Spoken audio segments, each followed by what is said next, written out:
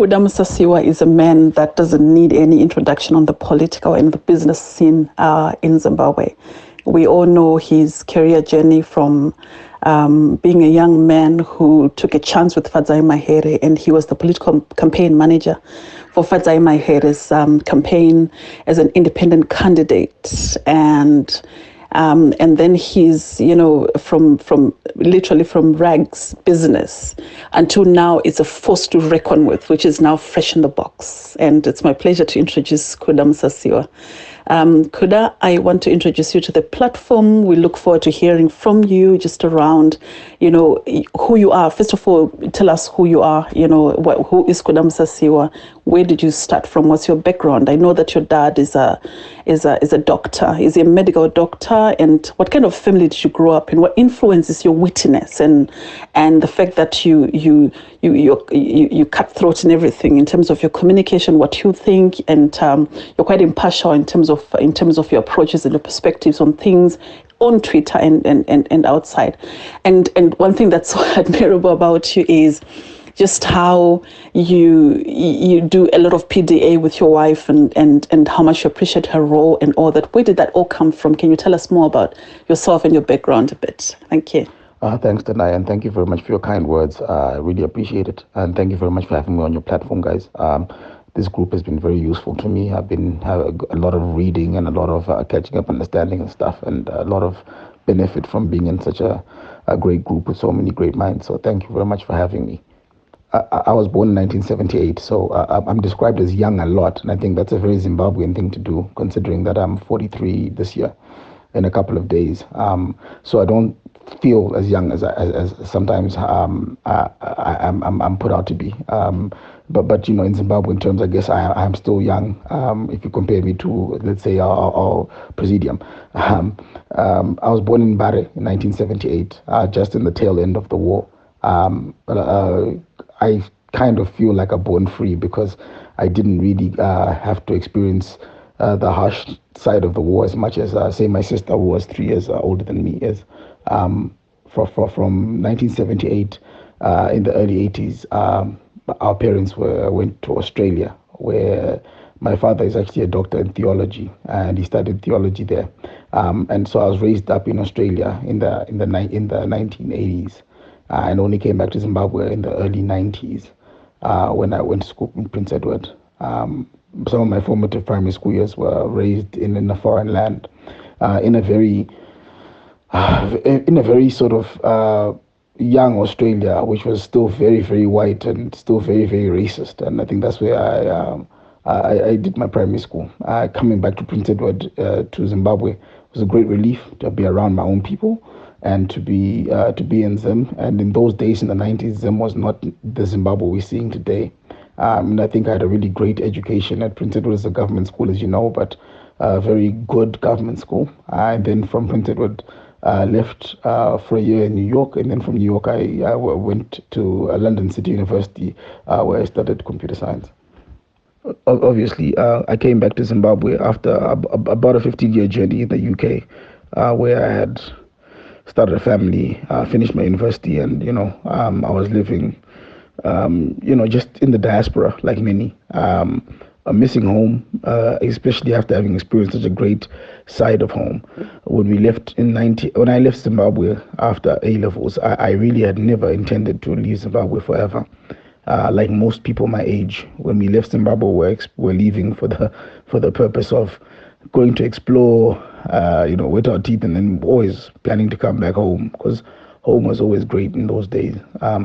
I came back in 2008 to visit the parents, and I saw the parents getting quite old, and I felt that staying in the diaspora in our little cushy lives over there was not nearly as exciting, with the glass ceilings and not being able to really, like they say, mwana mambo mranda kumu.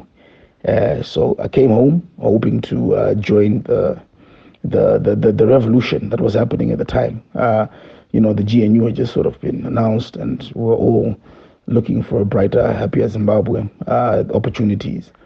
So I moved my family back in 2000 and 2008, 2009, 2010. Fully had moved back. And that's when I started a marketing business where we sort of specialized on on the new phenomenon that was the internet, and getting some of the corporate clients in Zimbabwe on the net and social media, etc. And this was a very fledgling side of it, very early stages of social media. And then that's when I started working here in Zimbabwe, raising my kids, and I started getting more and more politically conscious and aware as we went on. I think Zimbabwe has a way of doing that to you when you start to see what's going on around you. And I think I'm blessed that I did come home the time that I did. I think a lot of us did come home during that period. If you look at people like Fadzai Mahere, Evan Mawarire, etc., there was a big diaspora that came home with the belief that we could actually participate and be more fulfilled in our own home. And I think the reason why a lot of us became more politically conscious was because the dream of participation started to fade, and we felt a lot of us started to feel like we were sold a dummy. And I think that's why some of the anger and stuff swelled up as we got on in our journeys back home. Sorry, I was listening back to my voice notes, and I think it's important that I let you guys know that this is not how I normally sound. In January, I had a very, very bad bout of COVID-19, and I was in ICU, and subsequently, obviously, got intubated. And by this intubation does a lot of damage to your vocal cords. So I always sound now like quite raspy. And when it gets colder, it even gets more constricted. So right now, because it's overcast, I think my voice is not as free as normal. So I apologize if I'm sounding a bit abnormal at the moment. But this is how I'm speaking these days, post intubation. Thanks. Just with regards to our education system, and it just seems to be quite one-dimensional in the sense that, you're educated and prepared to go and work for somebody else, to a large extent. This is obviously changing as we are becoming a global community, and we are learning from other successful businesses and all that. But, you studied computer science, and you probably didn't work as a computer scientist or related fields. You have ventured into something else. We're going to talk about that something else, shortly. But I just wanted to understand that perspective, our one-dimensional education system, particularly in Africa, that probably has its influence from the colonial system, probably colonial masters, arguably. What do you think about our education system? What would be your advice just around, people thinking outside the box and people exploring broader options, beyond their areas of study and all that? So I'm quite fascinated by the fact that you didn't then say, I'm a computer science student and I'm just going to pursue that area at all. So if you can maybe talk more about that, that would be very useful. Thank you.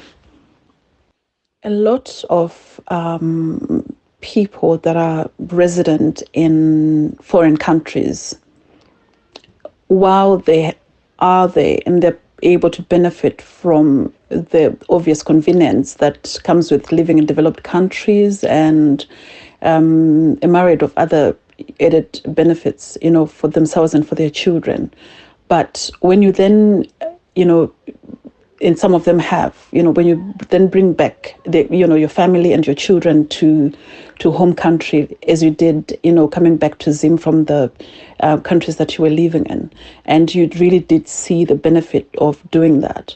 And despite the practical challenges and logistical challenges of being in Zimbabwe, still, that is home, and that's where the heart lies. What's your comment? It'll be useful to hear from you in terms of the experiences and the aspirations of the Zimbabweans that are in diaspora, and maybe if you could articulate for us what are the challenges and what are the barriers to moving back to Zimbabwe or back to home countries and all that. That would be really, really useful. I'm asking this question because we've got policymakers here and those that are stakeholders to the policymaking process that would benefit from hearing this as well. Thank you. Thanks for the question, and I think it's a good question. I think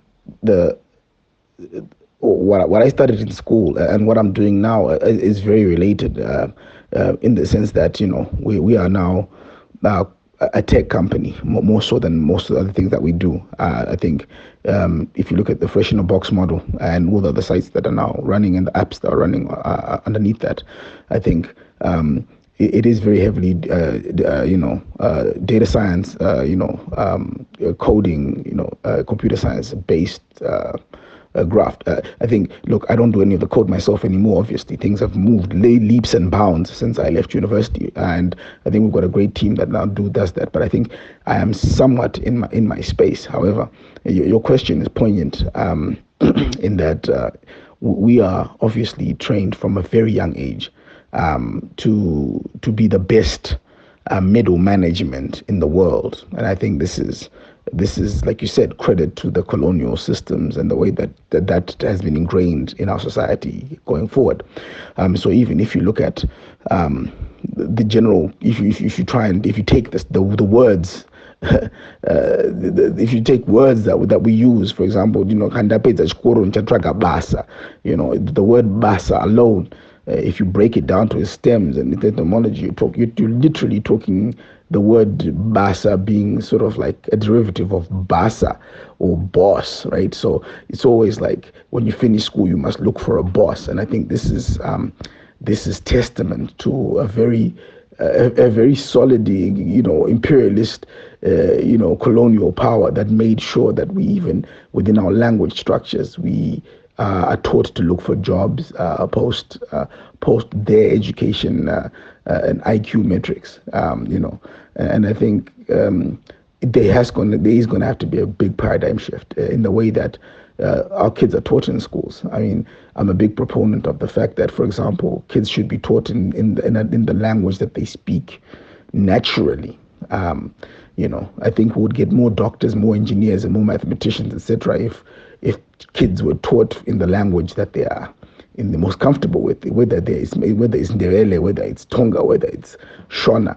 I think forcing English to be the main language has disadvantaged many millions of young Zimbabweans who would have been in different positions if we took a position like maybe the Chinese or the Cubans, etc., in making sure that people are taught in the vernacular languages that they speak. And I think, we don't want to continue being the fish that are told cannot climb trees. Moving on, Kuda, from you settling in Zimbabwe and pursuing a completely different sector altogether in terms of your own personal and professional background, I think your desire to see, a better Zimbabwe would have inspired you to work with Fadzai Mahere. And can you tell us more about how did that come about? How did you end up being, working with Fadzai Mahere? And what that was a brilliant campaign. A complete tour de force by the standards of those that saw that campaign. And you were the brains behind that campaign. It was clean, it was clear, it had a very clear manifesto and all that. So I've got a question around, what do you think is the future of independent candidates in Zimbabwe? If you could also probably go back to maybe the challenges that they face, the opportunities, and what is the added advantage of being an independent candidate as opposed to a party-aligned candidate. But also if you could tell us, then if Fadzai managed to run such a robust political campaign, what happened? How come then she didn't get in? What were the barriers for her entry onto the political, onto the seat that she was looking for? And what is your analysis of the political situation here in Zimbabwe? There's a lot of hoo-ha between ZANU-PF and MDC and a lot of petty fights without really focusing on the issues that are of strategic importance to national development. On one hand, people would be saying that the party in government at the moment is probably not fast enough in delivering the strategic needs and priorities for the common Zimbabweans. Some people would say, because there has been some advances, since the new dispensation started in terms of infrastructure development, but the common Zimbabwean is still living below the poverty line and all those kind of things. On the other hand, there's a lot of hope and a lot of affection for Nelson Chamisa. His rhetoric is quite good, but some people also would say that he probably does not have a clear plan, and he has been coming out saying that he's not going to disclose his manifesto because he's afraid that it might probably end up being copied and pasted by other forces as well. These are the two main opposition parties, but also you have, Honorable Monzora, who has his MDCT and has been in hoo-ha with Chamisa and everything that comes with those challenges. And then we also have the mechanism that is driving and coordinating all the opposition parties, and being led by President Mnangagwa. And there's been a lot of disquiet about that mechanism, which the name of and all that, and now they've been given cars and all those kind of things. So what's your analysis of the whole political scene and the future of it going forward? So if you could just give us the analysis from Fadzai and going through to politics in general terms. You can do a couple of audios. Thank you. So another really, really good question. I think if you look at the Zimbabwean diaspora, we are very, very similar to the Israeli diaspora. And I think they are our closest example as far as people who are very, very attached to their motherland, more so than most other countries. And I think this is something that I discovered when in the UK, that Zimbabweans cared far much more about what was going on in Zimbabwe, what their mothers were eating, etc., more so than, let's say, some of our Jamaican counterparts were there, or some people from different other countries. Zimbabweans leave the country and yearn to come home, because I think we're all very, very cognitive of just the vast potential and vast beauty and vast, prosperity that is possible in our land. And I think a lot of us who came back home had seen it with our own eyes. And I think, the people in the diaspora are in a very big catch-22. In the diaspora, because Zimbabweans are well educated and sometimes very eloquent, etc., we can get great positions in companies. We can grind and work. We have very hardworking people, and then we can amass the kind of money that can make sure look after our families, our mothers, our fathers, etc. Back home. I don't know many Zimbabweans who I left in the UK who don't yearn to be back home as well, and sometimes they don't have the practical ability to come home. And I consider myself extremely blessed and privileged that I had the option to come home. For example, both my parents being alive, both my ex-wife's parents being alive, having a very safe landing when we got home, having, the privilege of having very connected families and being able to work our ways back into a business sector even after being away for so long, etc. So not everybody has the privilege, and sometimes you got to look at yourself as privileged and say, I'm lucky that I could come home and benefit from, great relationships and being, from the family that I am, etc. But I think everybody, if given a chance, given an opportunity, would love to come home and participate and give it a go and be a part of the building of the country. I was a part of the Fadzai Mahere campaign team, and I think it would be unfair for me to not also mention some other really great minds who we worked together with on that campaign, which was a united Voltron and making it, I think, a very cool campaign from the outside. I think that the big issue that we had with the Mahere campaign was that it started looking like a very national campaign, despite the fact that it was supposed to be a very localized campaign. And I think this is because we leveraged and used social media so much. We did a lot of work on the ground. We had a lot of people that we touched, and we were trying to be very, very data-driven, data science, and understanding each polling station numbers, etc. And we had a lot of data sets that we had put on top of each other to really try and dissect the constituency. But we suffered from two really big events. Number one, the first event was the coup not coup, which ousted President Mugabe, and that lost us quite a sizable amount of people who had been disgruntled but members of ZANU-PF who wanted to see change. And when President Mugabe was deposed, I think they saw the change that they wanted, and I think they all wanted, with a clean heart, to give Emerson Mnangagwa and the new dispensation a chance. And then subsequently, literally two months later, around Valentine's Day in 2018, President Morgan Tsvangirai then passed away. And again, we had a situation where, where there'd been a lot of issues on the ground in Mount Pleasant.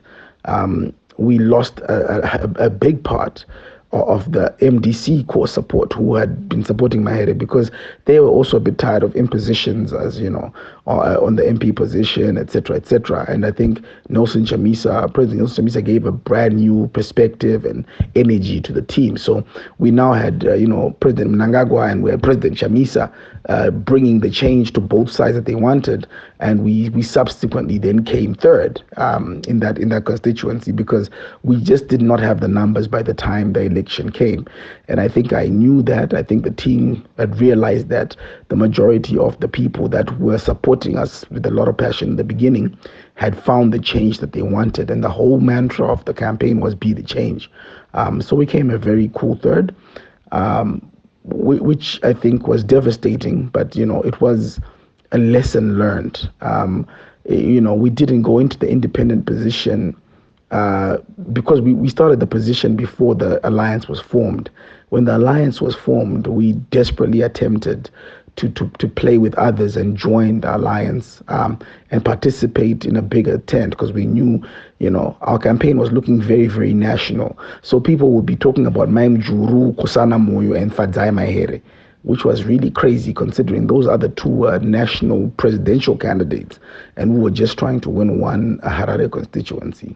And this meant that our campaign struggled a lot with the scrutiny. We were watched with magnifying glasses. Candidate kept getting arrested when we tried to do functions.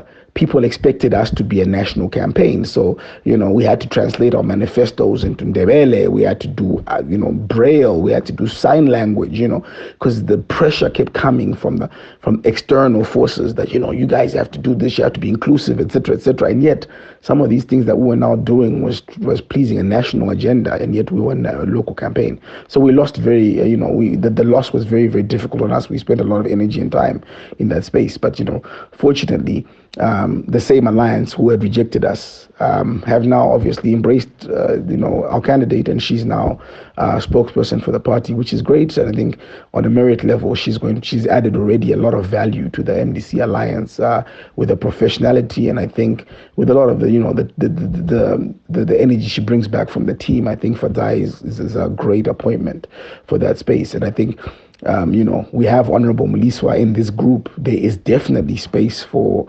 mavericks and independent candidates who can actually bring a voice in Parliament. However, I think that if I was asked again, would you run independently, I would always say no. Erring on the side of caution, always run within the structures of a party structure, because I think Zimbabweans prefer that. If you look at Honorable Banda, who won 47% of Mount Pleasant, he never actually came to the constituency, and on top of that, he only sent a passport picture for the poster, and with the passport picture and the brand MDC Alliance next to him, he managed to get a landslide victory. And I think it just goes to show that Zimbabweans do vote on party lines, and there's going to be always those outliers, the Themba Mliswas, the Margaret Dongos, who are outliers, but those are two in the history of our nation who have managed to defy the party political structure. And I think if somebody wants to bring real change and wants to participate, they're going to have to be a part of the main party structures. However, I wouldn't discourage anyone from running independently, but I would say that my lesson is that working outside of party structures is extremely difficult. Just sort of commenting on people criticizing President Chamisa of not having a plan. I think it's all well and good for people on social media to point fingers and you know and make these assertions. But however, I do strongly believe that, you know, this is something that the MDC Alliance Party needs to be dealing with themselves internally. And I think people who want to participate, you know, and give Nelson Chamisa advice, I think need to also, you know, then join the party. You know, be a part of the movement rather than being an external criticizer and advisor. And I think it's well within their rights to not want to show too much of their cards and what's on their chest. I think it's important knowing that there's already been a lot of subversion within their structures, that they are being a bit more cautious in how they communicate. And I'm one to always say, you know, avoid criticizing things that you don't want to participate in or contribute in or be a part of. I think that, you know, in seeing Nelson Chamisa out there now in going to the rural areas to engage and trying to engage people and stuff goes to show that he is causing somewhat of a stir, and he is a very popular candidate. I think let's never disregard the amount of votes that, you know, that young man got with only like 4 months to prepare. He caused a huge upset, and I think it's important that we don't underestimate him either. And you know, he has been in government for many years. He's served in the Zimbabwean government, you know, as Minister of ICT. He was part of Morgan Tsvangirai's inner team for a very long time. So I think he's, you know, he's the best candidate for what he's doing right now for the democratic movement, democratic change. I think they call themselves the convergence of citizens. I think right now. So I think the CCC basically, I think they're doing good for what they're supposed to be doing. When I look at you asked me to comment about the pollard that President Mnangagwa is doing. I think, you know, like it's part of the constitution again that you know, everybody was supposed to be, you know, even the losers are supposed to be spoken to and given a platform to be engaged in the Zimbabwean government. I think it's the new dispensation's wish to try and engage people and get people in. But however, you know, the reason why the pollard is to me right now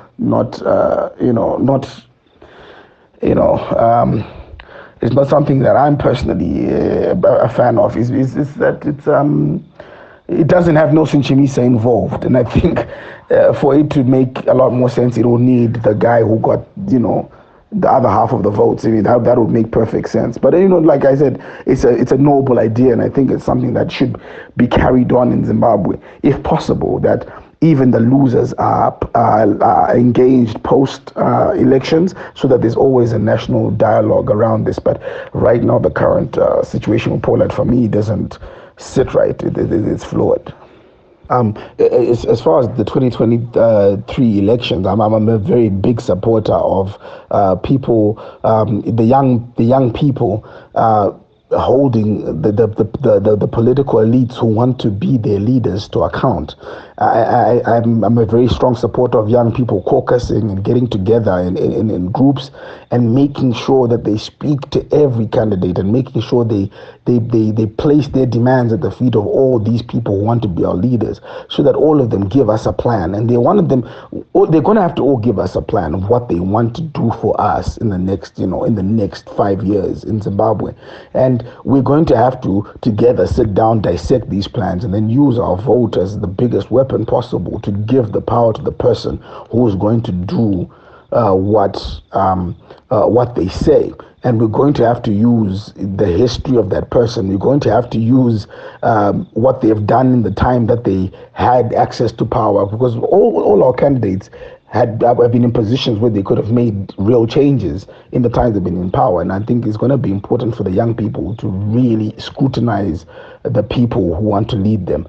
I do not believe in giving people carte blanche freedoms to say, you have my vote, and we're only in 2021.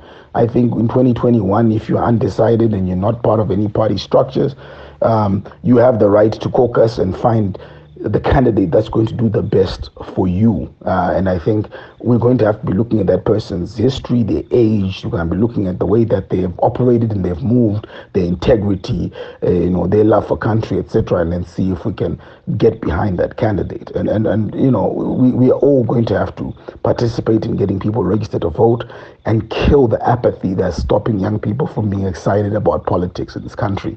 And I think this is going to be something that everybody has to participate in. Kill the toxicity so that politics can be exciting, can be engaging, and can actually be about changing and making a better Zimbabwe. Kuda, I just want to follow up on the point about the pollard, right, and its potential to probably influence from within, as opposed to just standing on the peripheries and poking fingers, right? There's varied political strategies that are used by a myriad of opposition parties across the globe, but I think you've seen this in Europe, where, for example, leaders of opposition parties would actually have a call every week with the leader of the party in government, to catch up on things, and maybe weekly meetings, in talking about things that are of strategic importance to them as a political party, and their contributions, their disagreements on certain things, and all those kind of things.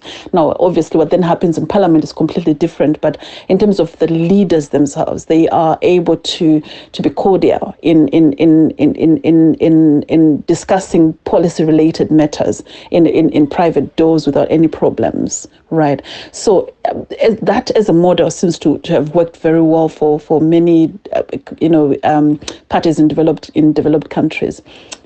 Do you think that it's a missed opportunity for Nelson Chamisa to step back and not engage with President Mugabe? Do you think he should engage in Pollard, or do you think he should step outside? Don't you think that if he were to engage, maybe that could build bridge between MDC, Chamisa, and President Mnangagwa for the purposes of delivering public goods? Right, because at the end of the day, at the center, at the core of everything else is ensuring that the common Zimbabweans are served for that which they purpose from their politicians.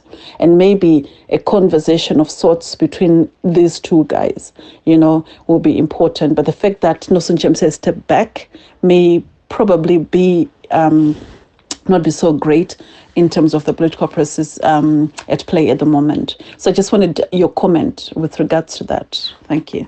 Look, I don't believe this is a bad thing. I think this is a wonderful thing, because when people stop doing other jobs because robotics and other mechanizations take over, people can then start doing much better things. So even at the Fresh Farm, for example, we have discovered that by introducing hand tillers and two-wheel tractors, we can now get two guys to do many more hectares of tilling and not have to have people in Mapadza doing it. So we've upskilled everybody. All the ladies who used to be in Mapadza in our mundas are now doing other more important things like, packing and value additions to our products, packing our carrots in nice plastics and cleaning and washing stations. And, some of the guys have moved to administration. Some of the guys have moved to deliveries, have been trained up on bike deliveries, etc. So sometimes mechanization helps us get people, valuable human beings, from doing mundane work and getting them to do much higher skilled work, and therefore they can earn more money and they can do better for their families.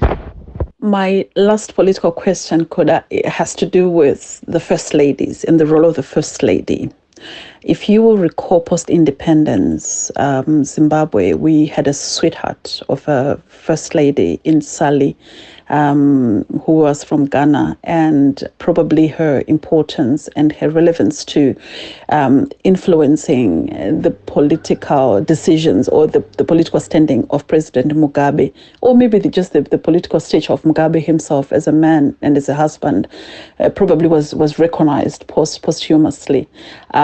And then we moved into the infamous former First Lady, Grace Mugabe, and everything that ensued, and the wide criticism around how she stepped into the mainstream politics and influenced things the way she did. But maybe because we were not used to that type of a First Lady, right? So I'm not one to say she was wrong or she was right, because I don't know whether she was right or wrong.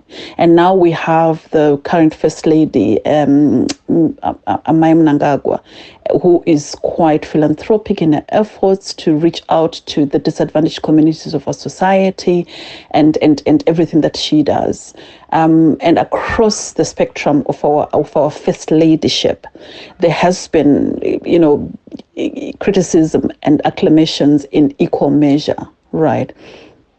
So, what do you think is the role of the First Lady? You will hear somebody who is on the side of the critics, who will say to you that we don't even know, the name of the wife of maybe Boris Johnson, or probably we did, but not to a large extent, because there's a very clear separation between the role of the British First Lady, so to speak, and their husband. And same as we've seen in France, where the French president's wife is only famous for the incredible age difference between the two of them, and all that. And if you look at even the U.S. presidents and Barack Obama and all that, and they're very clear, distinct roles between the role of the First Lady and the role of the sitting president. So, what is your advice? What is your perception with regards to the role of the First Lady, and what potential do you see is possible? I think Amai Mnangagwa probably maybe focuses more on philanthropic work, which I think also even Amai Kagame is also doing, and all that. But when you now go to Kenya, you rarely ever hear of his wife and all that.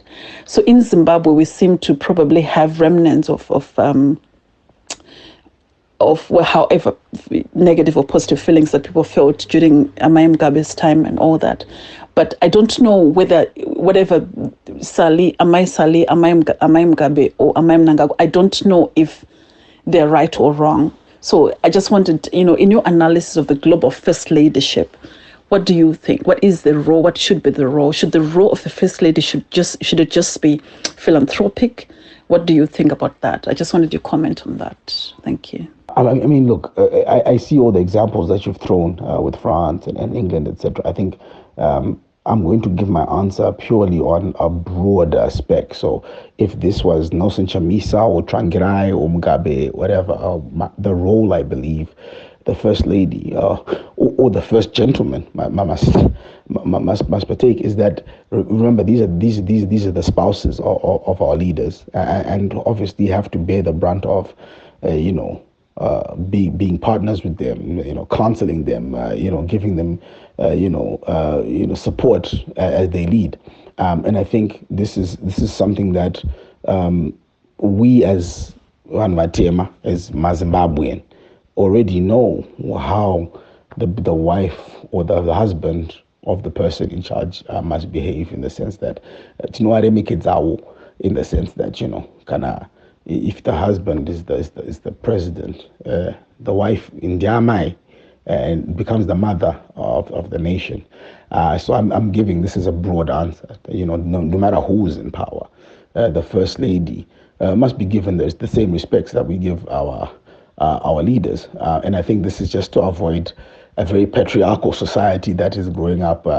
Even your question, it only alludes to First Ladies rather than the fact that we could possibly have a female president in this country, right? So I think we have a lot of our own customs and beliefs and behaviors and culture. And I think a respectful mother of the nation who assists and counsels and supports the leader is something that we need in this country. I think we benefit from a maternal figure. Sometimes the softer side, sometimes the more understanding and compassionate side. I think that's something that is well needed. And I think we saw as a great example in Maisa Mugabe. A very humble humility, a lot of love shine through her, and I think the better side of her husband. Okay, so we move on now to your business, and it started off on we were just watching as you started off with a suggestion around distributing vegetables, to just a few people, and it grew into a massive national business, so to speak. It started off in Harare, and I started hearing you talk about operations in Bulawayo, and also you then were engaged in strategic partnerships with business across the value chain, of agro businesses and all that. So how did you start? Tell us about Fresh in the Box and how you started, and what are some of the pitfalls? What did you learn from it, and how much have you grown? What are some of the activities that you're involved in with Fresh in the Box?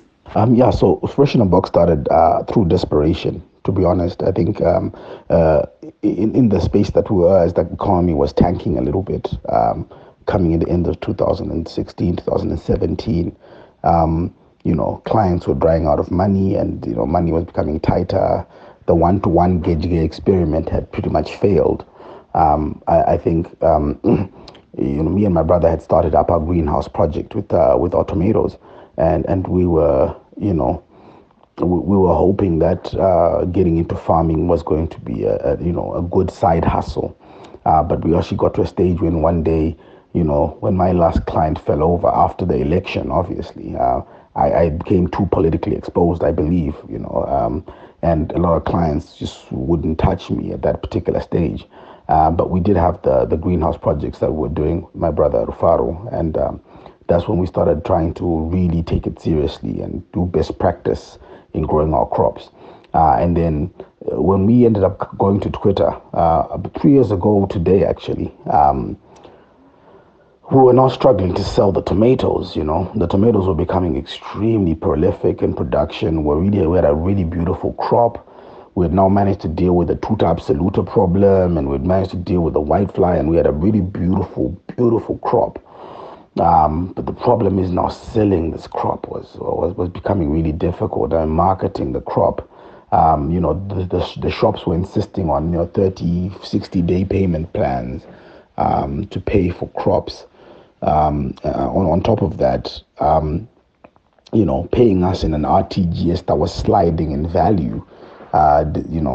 Despite this one-to-one gauge lie, they were not paying us in US dollars, or paying us into eco cashes and into bank accounts. So the reason why we went directly to Twitter was saying, guys, we have 300 kgs at the time of tomatoes that will go bad and will throw away, and every day more was coming out of from our greenhouses. And we thought, what, let's see if we could actually just get our tomatoes directly to people.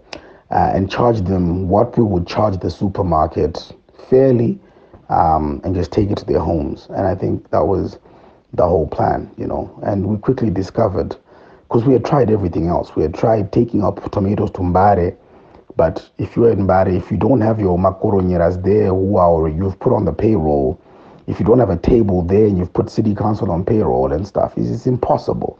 If you go to Mbare without knowing what you're doing, your stuff is gonna rot. No one is gonna take it. It's just difficult. There's no easy market. There's no Joburg market structure in Zimbabwe, right? So everything is boo.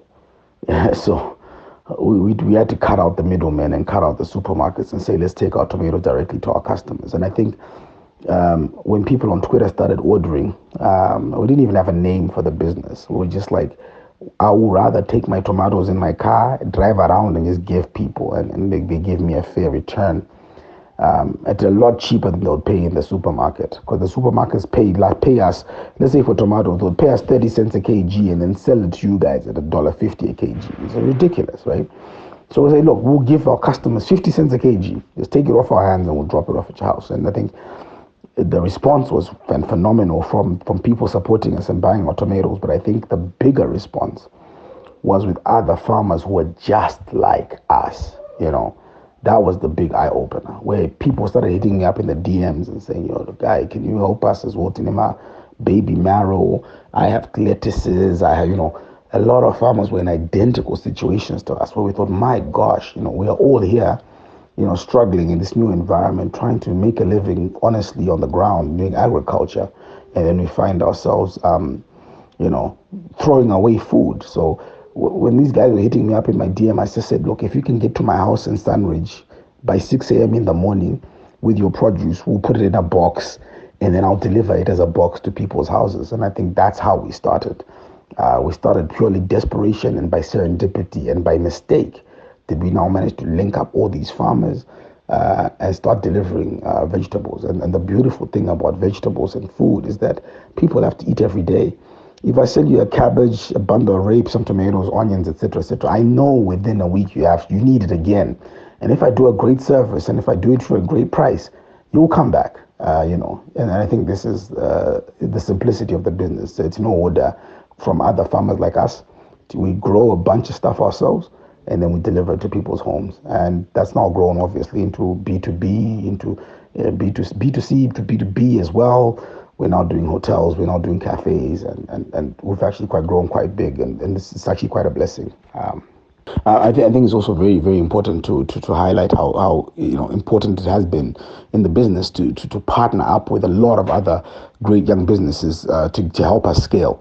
We didn't have enough cars by the first week of our operations, and we partnered up with Windy app, who are like a Via, they're like a hailing app. And, a lot of the times the drivers are not doing much, especially after school runs and so forth. And we partnered up with a lot of great companies like Link to Load and logistics companies. And that's how we managed to actually scale the business up very, very quickly. Because, imagine we're having like 300 kgs of tomatoes coming out every sort of 2 days. So there are loads of produce. Other farmers are now bringing in produce, and people on the WhatsApp are ordering constantly, for these boxes. And, all of a sudden, we're not just doing 10 boxes a day, we're now doing 300 boxes a day. And it was very difficult to get that around. So we had to use partnerships with a lot of other young people who have cars, and bikes, logistics companies that were willing to participate, cab drivers from the shops, and also technology to help us with best routes. And I think that's how we managed to scale up quickly. We used resources, not necessarily our own, but partnerships.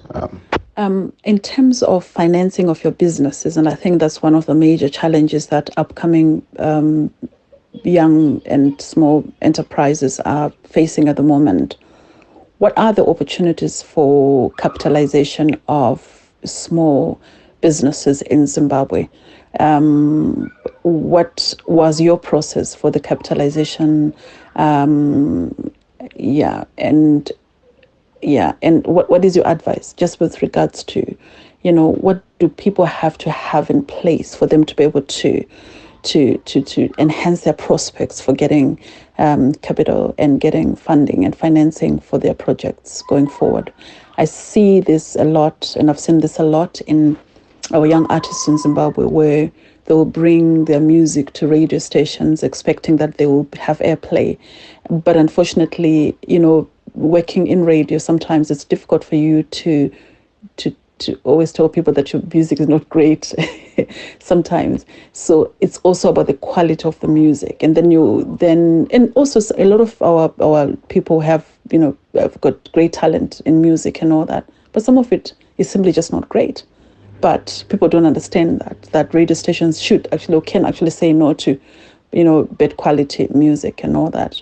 So this then probably applies to small business enterprises, where probably people need to do a lot more to put out a high quality brand, and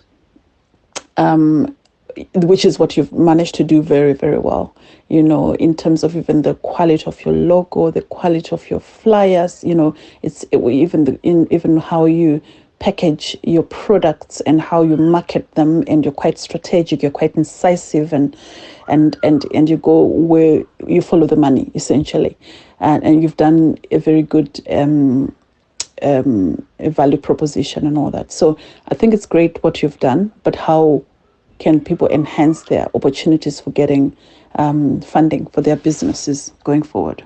So we didn't have any sort of external capital that came in to start our business. I mean, we started our businesses by ourselves. We had a very unique proposition for our customers, which was, if you send us your eco cash tonight, for example, You send us your order tonight and your EcoCash into our EcoCash tonight. Then tomorrow we'll deliver your vegetables. And that gave us an advantage as far as cash flow, because people was in a sense paying in advance of their deliveries.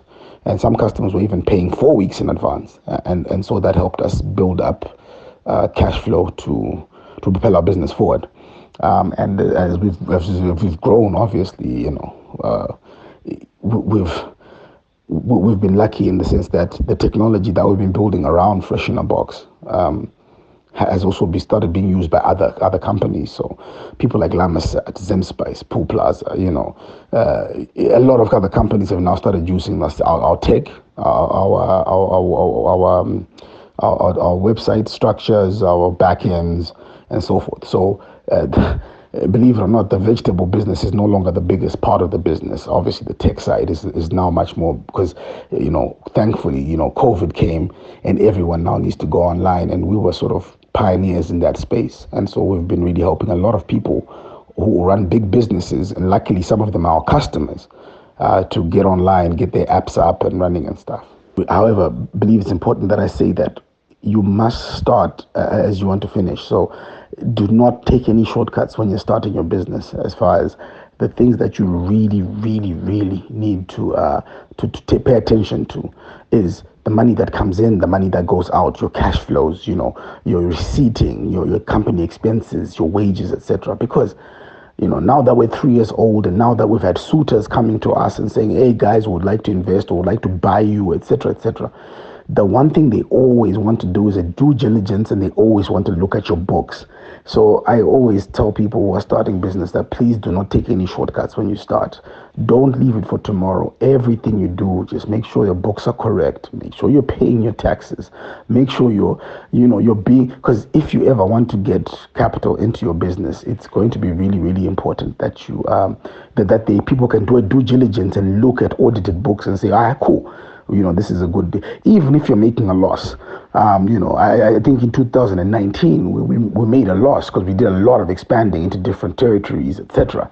But it's okay. You have to put that down, because people expect you to make a loss when you're a startup. But what you don't want to do is not have your books in order, because it's then impossible to get anybody to invest in you. We can't leave this conversation before talking about a momentous time, for a lot of us who follow you on social media platforms, that we just woke up one day and we realized that you had flu symptoms, and we all hoped that you're going to be fine. Everybody was praying for you. And then it all deteriorated in our face, where you were sharing your oxygen levels. They plummeted from 95 to 88. And I remember talking to my kids, and we were praying for you in here in my house. And the moment it hit 78, I didn't want to wake up in the morning and look at Twitter, because I was so scared. Because now you moved from updating people about the progress or lack thereof to you stopped talking until AC then came out and said, we have to pray for you, and we're all panicking. What was that like for you? Did you expect this was coming in terms of the deterioration? At that stage, what is happening to a person who can see that their oxygen levels are actually going down? And you bid it, hands down, and you had a lot of support, a lot of prayers, but health professionals that were also working tirelessly to do the best that they could in very difficult circumstances and all that. So can you tell us your experience with this, and what's your advice? Generally your advice, what have you learned from this journey? What are some of the 3 points or 3 lessons that you've learned from this, from both the experience of COVID itself, but then how you perceive life at the moment, what changed, and all those kind of things? But I just really want to congratulate you for being such a fighter. You fought with such tenacity, and you came back up, and now you're up. I know that it's a long journey, but you have worked very hard, and yourself and your wife actually worked very hard, and as a team, to manage the situation. So if you can just tell us about that. Thank you. Look, I'm so grateful for everyone's prayers and everyone's support at that time. I'm one of the people who initially got the Delta variant, and that's before some of the labs were picking it up in tests. So I got a false a false negative on Christmas Day, and then pretty much deteriorated very, very fast up until when I was put into hospital on the first of the year. Now, I remember being in our house on New Year's Eve, and my wife was frantically calling anyone on Facebook who we followed with any influence, anybody, trying to find a bed for me, and all the beds were full at that particular time.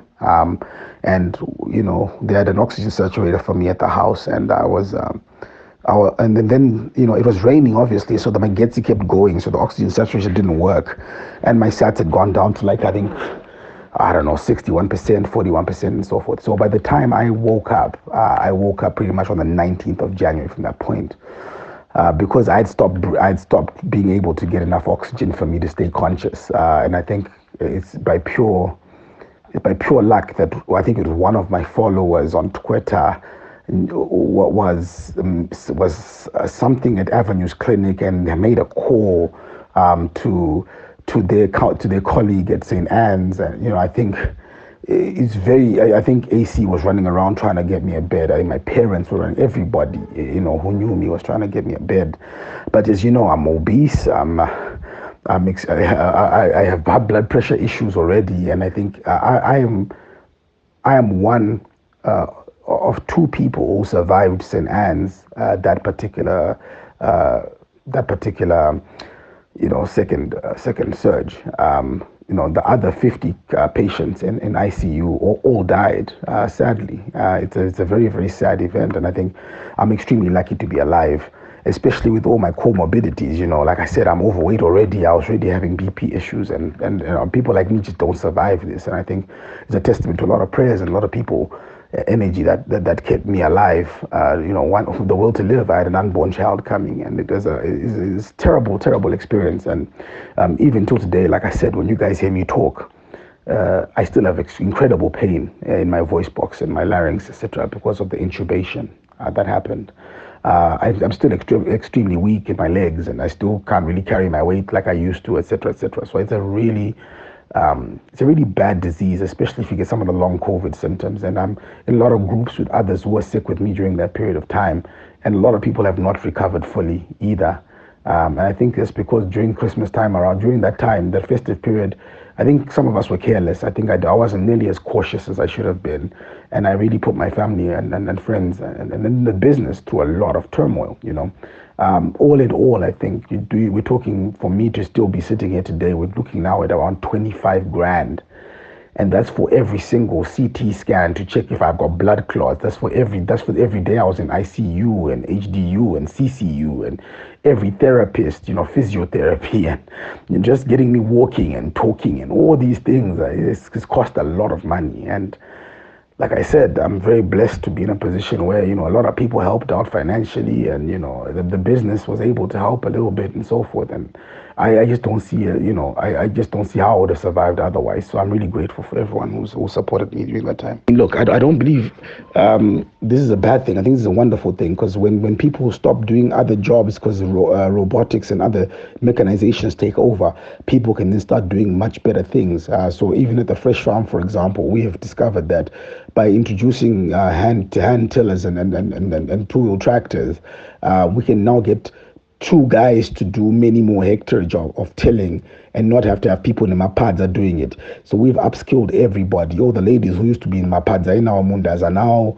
doing other more important things like, packing and value additions to our products, packing our carrots in nice plastics and cleaning and washing stations. And, some of the guys have moved to administration. Some of the guys have moved to deliveries, have been trained up on bike deliveries, etc. So sometimes mechanization helps us get people, valuable human beings, from doing mundane work and getting them to do much higher skilled work, and therefore they can earn more money and they can do better for their families.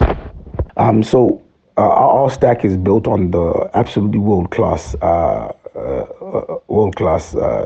tech, and I think we are obviously behind things like Cloudflare, Digital Ocean, etc. We have to utilize all the latest technologies to make sure that we're extremely secure with people's data, encryption, etc. However, if Twitter and Facebook can be hacked, I'm sure if somebody wants to spend millions of dollars, they will hack us eventually. Luckily, we're in a space where the data that we hold of customers is not data that is malicious or malevolent in any way. So people can't really get your credit card details off us. Your credit card details stay with your credit card holders, and even when you make your payments, that's directly with PayPal, Stripe, Flutterwave, etc. We don't actually save any of that type of information on our servers. We save information that makes it easier for us to communicate with you. So your email address, your name, stuff that can make us maybe target you better on Facebook as far as ads are concerned, and make sure that we can continue being in your digital space, in digital eyes. But otherwise, we don't have any sort of information that can be damaging to people. We generally don't have any information that people don't share themselves generally on their Facebook pages or Twitter pages. So I think we're good. But then, like I said, we're also behind very, very solid infrastructure with servers offshore. So I think we're good for now. I think, just so I'm also 100%, upfront and honest, in this digital age, in digital space, we are, we do masquerade as vegetable companies or pizza companies, etc. But I think what we are all becoming generally is we're becoming data miners. We are data companies. And I think, look, Fresh in a Box survives till today because of our utilization of data. Obviously, this is how the advertising algorithms work. How we, upload people who bought from us, so we get lookalike audiences, people with similar interests, etc. So this is how we keep our businesses afloat and how we keep our apps going, etc. By using the data to keep targeting people and reminding people that, you know what, you can actually buy great veg, you can buy food for your mom, you can buy hampers, etc., from us. And I think this is the truth of it. Like I said, a company like ours, we have a terms and conditions, we have a privacy policy. We have to adhere to strict European guides because obviously we are a UK company, and we have to adhere to data protection for that is that works for the Europeans, that works for the UK, and works for America, etc. And different laws apply for different things. But what we've discovered is that the best thing that we do is make sure that we do not have access to too much information of our customers and clients, and we make sure that the only information we really want to retain is your email address and your name, the amount of times you've bought from us, the things that you bought from us, etc., so we can target you better. But generally speaking, that's not the kind of information that if anyone even steals, we'll be able to decipher, because of the way it's encrypted and the way that our system uses it. It's not for human consumption per se. Very much, Kuda. You doing this is just testimony to your selflessness and the intense love that you have for Zimbabwe. Because not only are you busy, but you're still dealing with the after effects of such a debilitating illness that you had to really battle out until you won it. So Kuda, you're such a fighter, and you always win, and you came out the other way stronger, and we celebrate that. I think the phenomenal support that you got, and the outpouring of support that yourself and your family got is testimony to the way you are to everybody that comes across your name or comes across your tweet, and all that. You are the kind of person who everybody feels like they know very well. I've only ever met you physically once for 5 minutes, and all that. But here I was praying for you in my own house, very far away from Zim and all those kind of things. That's really testimony to how much you've given yourself to the common Zimbabwean and all that. So I just want to continue to encourage you to continue to be yourself. And I think what I admire the most about yourself is, you are not. You're not a crowd follower. You're not influenced by what other people think. You think and act quite independently, and that is what makes you authentic in the way you do things. And just keep doing what you're doing, Kuda. And we're here, we're cheering on, and we'll continue to support your business as much as is possible. Thank you very much, Kuda. My love and regards to your family. Thank you. Thank you very much, Tendai. Thank you for your kind words. I really appreciate it. The online spaces that a lot of us are meeting these days are bring us all a lot closer to each other and a lot more, we're a lot more open, a lot more visible than maybe our forefathers were. And I hope that in my representation of myself in these online spaces, I'm doing myself justice, and I'm not always being an asshole and so forth. I do know that I rub some people up the wrong way. I do know that sometimes people disagree and so on and so forth. But I just genuinely don't. I don't want anyone to ever overly. Overinterpret some of the things that happen, especially on Twitter and stuff. I think we banter a lot, we talk a lot, but a lot of things are missed in translation. But it's a fun space to be. I think it's a great time to be a Zimbabwean. It's a great time to be alive. We can really share ideas. We can really push each other and really move each other forward. Even in the discourse that's happening, we are the macrocosm of what's happening around the world. So polarization is something that's going on. People are lefts and rights now, and it's very, very important that as a country, we understand where we are and we can quickly try and unite, because no country that's divided in the history of the world has ever moved forward. I think we are watching America implode with this crazy divisions with the left and the right, and we're hoping that they get it together, because we also going to have to find a way of finding common grounds, even with our differences, so that our country can be pushed way forward. So I really appreciate you guys having me on your platform.